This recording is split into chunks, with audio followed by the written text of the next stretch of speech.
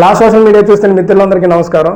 ఈరోజు మనం చర్చించబోయేటటువంటి అంశం ఈరోజు సమాజాన్ని ఎంతో ఇబ్బందిగా పీడిస్తున్నటువంటి ఒక మహమ్మారి గురించి ఈ ఎపిసోడ్లో చర్చించుకోబోతున్నాం. అటువంటి మహమ్మారి వల్ల ఈరోజు ఎంతోమంది యువత తప్పుదారి పడడం వల్ల, తెలిసి తెలియనటువంటి నేరాలు చేయడం వల్ల ఎంతోమంది జైలు పాలు అవ్వడం వల్ల అనేక రకాల మంది వారికి తెలియకుండానే వారి తలకు ఫ్యామిలీలకు దూరం అయిపోయి ఏం చేయాలో దిక్కుతోచని పరిస్థితుల్లో ఈరోజు జైల్లో మగ్గుతున్నటువంటి సందర్భాలు అనేకం కనిపిస్తూ ఉన్నాయి. అటువంటి వాటిని ఈరోజు చర్చించేదే నార్కోటిక్స్. అంటే ఎన్డీపీఎస్ యాక్ట్ అనేది ఇంప్లిమెంటేషన్ అయిన తర్వాత అసలు ఈ ఎన్డీపీఎస్ అనేది ఏంటి, ఈ ఎన్డీపీఎస్ వలన ఏ రకమైనటువంటి ఇబ్బందులు కలుగజేసేటటువంటి పరిస్థితులు ఉన్నాయి, అదేవిధంగా ఎన్డీపీఎస్ యాక్ట్లో ముఖ్యంగా ఎంతవరకు ఏ రకమైనటువంటి శిక్షలు పడతాయి అనేది మనం ఈరోజు చర్చిద్దాం.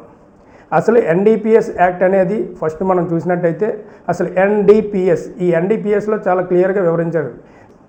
అంటే నార్కోట్రిక్స్ అంటే అందులోనే మీకు అర్థమై ఉంటుంది. అంటే నరాల్లోకి చొచ్చుకుపోయేటటువంటి ఒక వ్యసన పదార్థాన్ని ఈరోజు మనం నార్కోట్రిక్స్లో ఒక భాగంగా చెప్పుకోవచ్చు.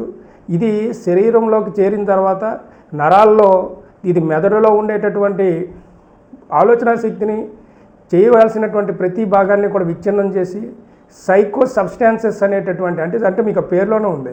అంటే ఒక తప్పు తెలియకుండానే వాడు తెలియకుండానే ఆ మనిషి చేసేటటువంటి లక్షణాలు కలుగు చేస్తుంది.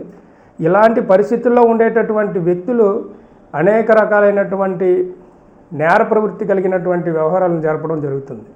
అసలు ఈ నార్కోటిక్స్ సంబంధించిన దాంట్లో ఎన్డీపీఎస్ యాక్ట్లో కొన్ని మూలమైనటువంటి ఇంపార్టెంట్ విషయాలు ఉన్నాయి.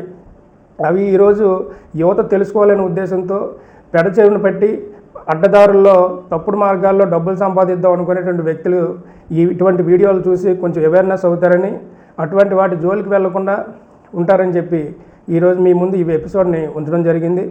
దానికి ముందుగా మీరు ఈ ప్రేక్షకులందరూ కూడా దయచేసి మన ఈ లా సోషల్ మీడియాని సబ్స్క్రైబ్ చేయండి, అదేవిధంగా లైక్ చేయండి. మనం ఏదైతే మేము చేసేటటువంటి ఎపిసోడ్స్ మీకు అందాలి అనుకుంటే కనుక ప్రతి ఒక్కరూ కూడా మా ఈ లా సోషల్ మీడియా తాలూకా ఛానల్ సబ్స్క్రైబ్ చేసి లైక్ చేయడం ద్వారా ముందుగా మేము చేసే ప్రతి నోటిఫికేషన్ మీకు అందుతూ ఉంటుంది.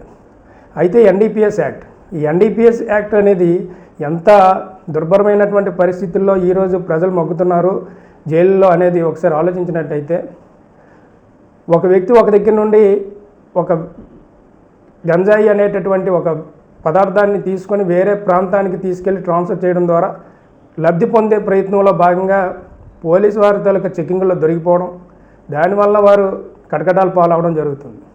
అసలు ఈ ఎన్డీపీఎస్ యాక్ట్ కనుక గమనించినట్టయితే ముఖ్యంగా యువత ఎక్కువగా దీనికి సంబంధించినటువంటి వాటిలో బారిన పడుతున్నటువంటి సందర్భాలు ఉన్నాయి.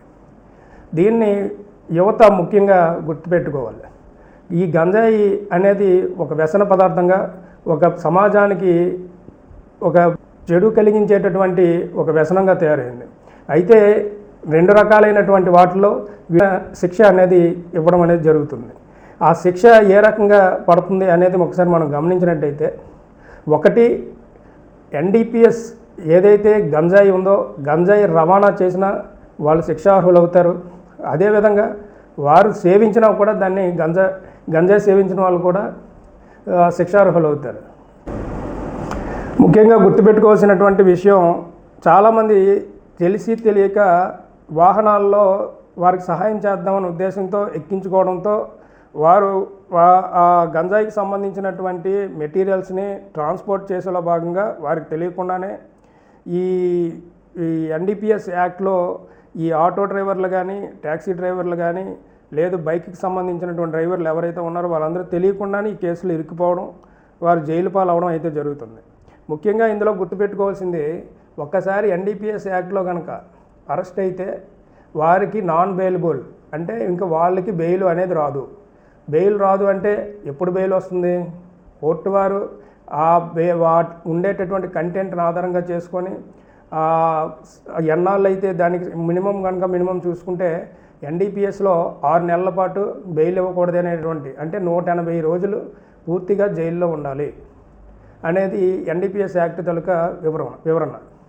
దీన్ని కనుక మనం గమనించినట్టయితే ఒకసారి ఒక వ్యక్తి ఎన్డీపీఎస్ యాక్ట్లో కనుక దొరికితే, ఎన్డీపీఎస్ కేసుల్లో కనుక దొరికితే ఆ వ్యక్తి 180 రోజుల పాటు పూర్తిగా జైల్లో ఉండాల్సిన పరిస్థితి, అంటే 6 మాసాలు పూర్తిగా జైల్లో ఉండాలి. అలాంటి పరిస్థితి ఎదుర్కోవాల్సినటువంటి సందర్భాలు ఉన్నాయి. ఇక దీంతోపాటు రవాణా చేసిన వారికి ఈ రకమైనటువంటి పరిస్థితి ఉంటుంది, సేవించినా కూడా వారికి అదే పరిస్థితి ఉంటుంది. వీరికి రిహాబిటేషన్ సెంటర్లో మళ్ళీ ప్రత్యేకించి వారికి ఈ గంజాయి సేవించడం వల్ల వచ్చేటటువంటి నష్టాలు ఏమిటి, వాటిని సేవించకుండా ఉండటానికి ఏ రకంగా వారు మళ్ళీ తమ ఆరోగ్యాన్ని పెంపొందించుకోవాలనేది కేంద్ర రాష్ట్ర ప్రభుత్వాలు అనేక రకాలైనటువంటి ప్రయత్నాలు చేస్తూ ఉన్నాయి. ఇక ఈ రకమైనటువంటి నార్కోట్రిక్స్కి వచ్చేటప్పటికి ఈ గంజాయి 20 కేజీలు దాటి ఎవరైనా కనుక ట్రాన్స్ఫర్ చేస్తున్నట్టు కనుక ఉంటే వారికి ఆ 20 కేజీలు దాటి తీసుకెళ్తున్నారు అనే వారికి ఖచ్చితంగా 20 సంవత్సరాల వరకు, అంటే 10 సంవత్సరాల నుండి 20 సంవత్సరాల వరకు జైలు శిక్ష పడే అవకాశాలు కూడా ఉన్నాయి.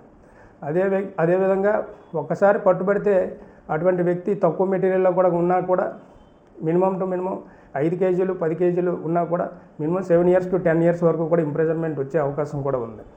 ఇక కేజీ లోపల దొరికినటువంటి వ్యక్తులు మినిమం 1 year నుండి 3 years వరకు కూడా ఇంప్రిజన్మెంట్ జైలు శిక్ష అనుభవించేటటువంటి పరిస్థితులు ఉన్నాయి.